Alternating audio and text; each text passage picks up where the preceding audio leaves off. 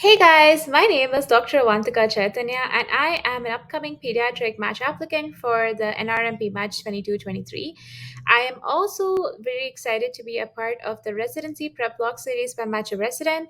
So, in this series, I'll be giving you guys updates on how my application season's going, any tips and tricks that I've learned along the way, anything new that's been happening this season, and I really hope it's going to be super useful. Thank you, Match a Resident, for this opportunity, and let's begin. A little bit about me first. My name is Dr. Avanthika Chaithanya. I'm only applying to PEDS, and this is my first cycle applying. I graduated last year in 2021. I have about 6 months of US clinical experience in pediatrics. I have some US research experience as well. I have co authored and published multiple papers in pediatrics and primary care medicine. I am the co founder of the Auto Research Initiative for IMGs. I am the founder of Safe Space, a free 24/7 helpline for children in need. And yeah, that's pretty much it about me. If you guys want to ask me any questions, I'll be happy to share my LinkedIn below, so feel free to connect on LinkedIn. And if you have any questions about PEDS or the upcoming math cycle or anything in general about USC, about the steps, I'll be super happy to help. I've cleared all three exams, step 1, step 2, and my step 3. And yeah, that's pretty much it. So let's get started with the video. So today's video will be about something that I guess a lot of us IMGs have a problem with, especially us visa requiring IMGs. I am an IMG who needs a visa as well. I am eligible both for the J1 and the H1B visa. So it's really hard for us to, go through the programs and like figure out if they're actually sponsoring a visa this cycle. Have they sponsored visas historically in the past? Have they taken IMGs historically in the past? Especially since there are hundreds and hundreds of programs.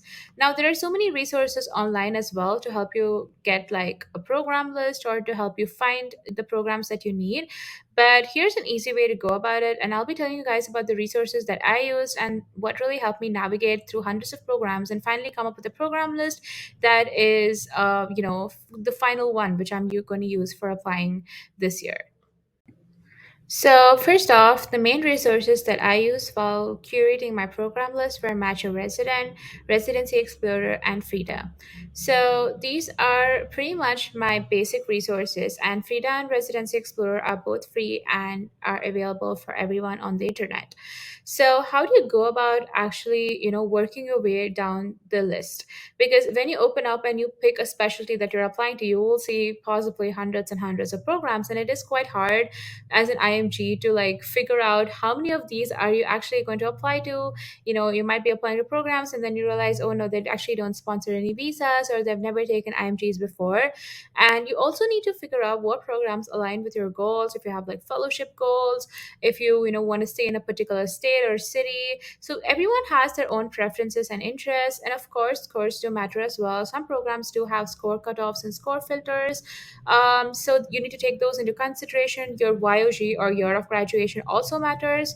So some programs have a cutoff for 3 years, some programs have a cutoff for 5 years. So these are like the basic, filters that you need to be looking for while researching programs. So it makes it easier for you to come up with the customized program list.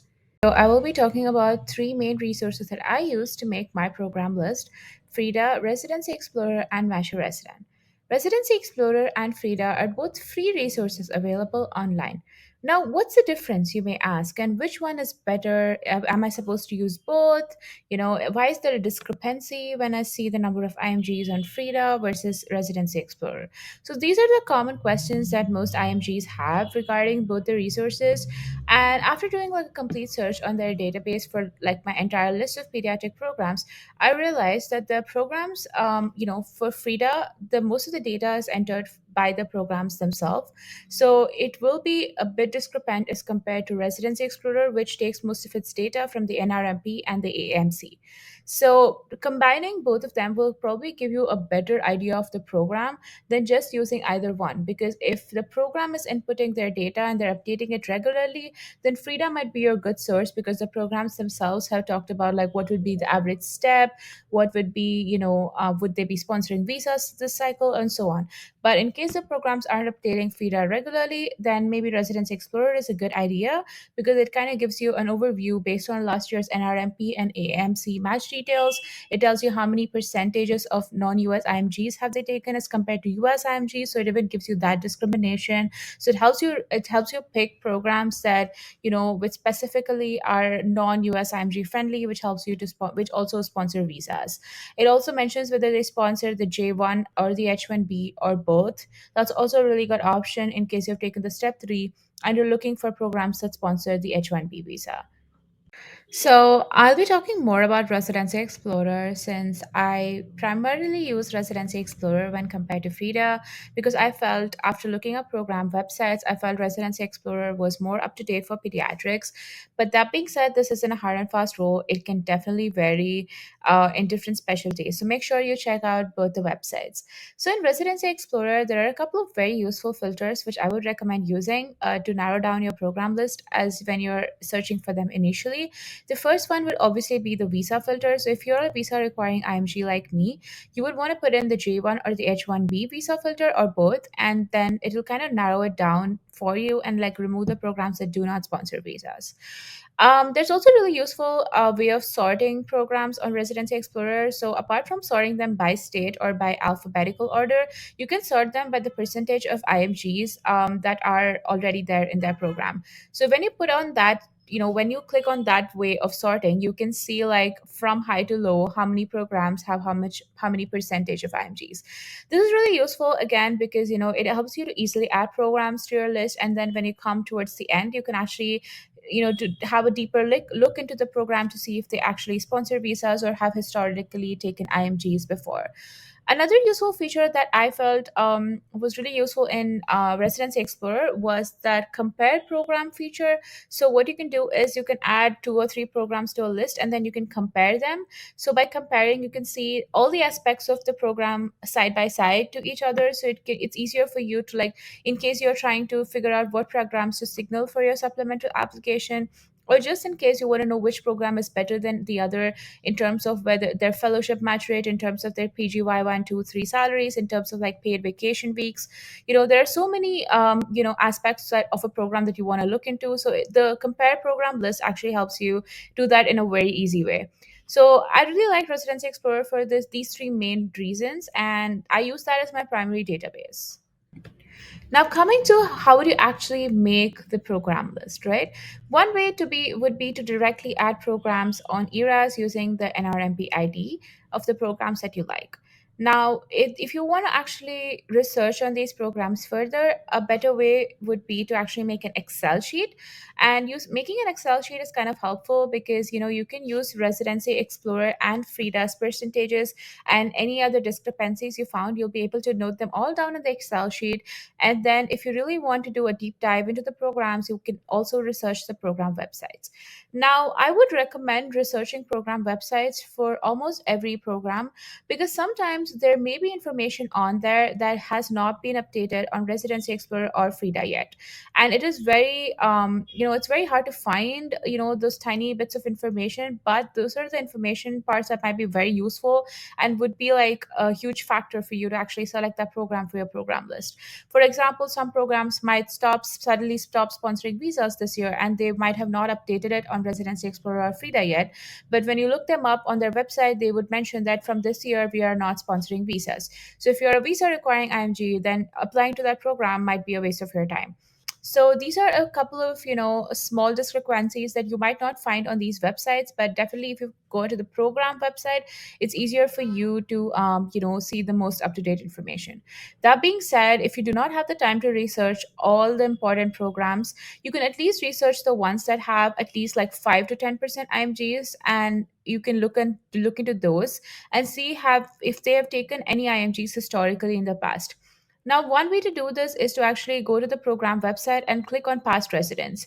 When you click on past residents, they will usually have photos of residents along with like which medical school they studied from or where they're from in case they're an IMG. So if you do see any IMGs on their list in PGY 1, 2, or 3, that means that they do historically take IMGs. And even if they have like a 5 or 10% IMG rate, IMG acceptance rate, it is still worthwhile to apply to the program. versus if, for example, if a program has like 4 or 5% IMG acceptance rate on Residency Explorer, and you open up the program website and you don't really see any IMG on the current resident list, and you see that you don't see anyone from outside the US, then you might want to think twice before applying, because do they historically, I mean, if they've never taken an IMG before, it would be rare for them to take one for the first time. So in that way, you might have to consider the pros and cons before applying there. And this is mainly because you want to apply smart there, because there are hundreds and hundreds of programs, and it's really hard. It would be really easy to just apply everywhere, but applying can also get expensive. It is almost $26 per application, so it does get expensive after a while. So make sure that you apply smart, and you definitely look up the programs you're really interested in. And even for the programs that do have a minimal or a less percentage of IMGs, make sure you look up the program websites to see if they have IMGs in their current resident list. That is something really, really important, and I cannot recommend this more enough. Now, another question that most IMGs have is that while looking up websites like Residency Explorer and you see the percentage of IMGs accepted, how much percent would be a good cutoff, about which you can actually start applying to those programs? And there is no clear answer to this. It really depends on how your profile is and how broadly you want to apply. Because a lot of people, have different cutoffs based on their own personal goals. Some people would say like 30 to 40% would be their cutoff, but some people would even keep it as low as 5 to 10%. So it really depends again on how many programs are there in the specialty, how many of them actually take in IMGs, and based on that, would you be able to filter out, would you want to apply broadly? Would you want to just apply to the top programs? And again, it doesn't really have to be like just because they're IMG friendly. What if it's not fitting in to your fellowship goals or to your future goals, and you see a program with just like 10% IMGs, but you feel like that program's the right fit for you, so you want to apply there. So don't really take percentage as your hard and fast rule for like picking programs, but definitely make sure that they have taken IMGs before, or they're very sure about sponsoring visas before you apply there. Now, once you've made your Excel sheet, I would recommend always going through it with a friend. It's easier that way because it makes it like it's like half the work, because if you divide the programs, and it's easier because someone might notice a discrepancy that you have missed out.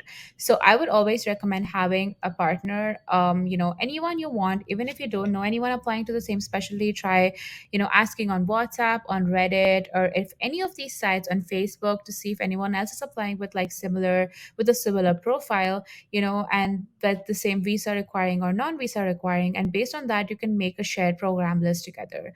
And that's really helpful because it also, takes the boredom away of like constantly looking up programs and numbers and all of that. And of course, it makes it much easier since two of you are looking at the programs instead of one. So that's another tip that I would recommend, to always make your program list with another person. And one last thing is about ERAS. Like while you're adding the program to ERAS, right? And when you add it, there's like this tiny button that says I for information. So when you click on that, it kind of gives you like the most up to date information about that program. So that's really important again, because sometimes when I clicked on that I saw like information that I hadn't seen either on the websites or on Residency Explorer. So sometimes we might find the most up to date information there. So make sure you don't miss out on that while you would have seen every other website possible, but if you don't click on that I icon and just add it, there might be information on there that you're missing. So that's another tip that I wanted to give out, because that's something that I realized halfway down the line. Now, coming to the most important part, how did I use Macho Resident in making my program list, and was it worth it? These are a couple of questions that I normally get on my Instagram and on my LinkedIn. So, let me tell you guys about the different features that I used in my Macho Resident customized program list and how useful they were. So, the first thing that I really, really liked while using the Macho Resident list was something called the compatibility score. So, Macho Resident, gives you a compatibility score out of 100, and that is based on your overall profile, your scores, whether your visa requiring, what kind of visa would you prefer, do you have USC. So it kind of takes in a lot of like criteria and gives you a compatibility score. So if a compatibility score is like closer to 100, that means that you're really, really compatible with that program. And a lot of people with similar credentials have either interviewed or matched there. So that was, not only is it really boosting, but it's also really helpful for me to like realize what kind of programs am I compatible with, and whether people have actually matched there with a similar profile like mine. So that was very useful for me to decide while I was deciding on which programs to signal as well. So the compatibility score is a really, really great feature, and I really liked using it. The second thing I would also recommend, using in Match a Resident are the different link features. There is something called the country link, which tells you how many people from your country have matched or interviewed in that program. There is something called the medical school link, which also tells you how many people from your medical school have matched or interviewed in the program. There is something called the interview link, so that also tells you if you have the same profile or similar profile, how many people with similar profiles or similar credentials like mine have gotten interviews in that program. Again, this is very, very helpful because it allows you to compare between programs and would also help you to see if you're a good fit for the program. The fourth thing is there's a link below to see the interview reviews for from prior people who have interviewed in that program. So there are anonymous reviews about the program. People have written about what they liked about the program, what they didn't like, how the interview day was, what kind of questions would be asked. And again, it's almost feels like insider information, and that was really cool because that also allowed me to get an idea of the program.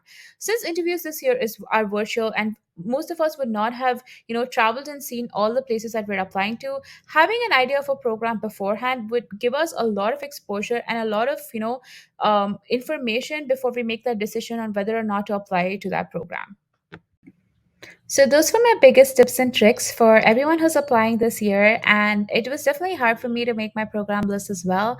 So I really hope this video helps anyone who's just starting or anyone who's in the middle of making their program list. And my biggest takeaway is that there's never enough research. Make sure that you go through FRIEDA, make sure you go through Residency Explorer, make sure you see the program websites.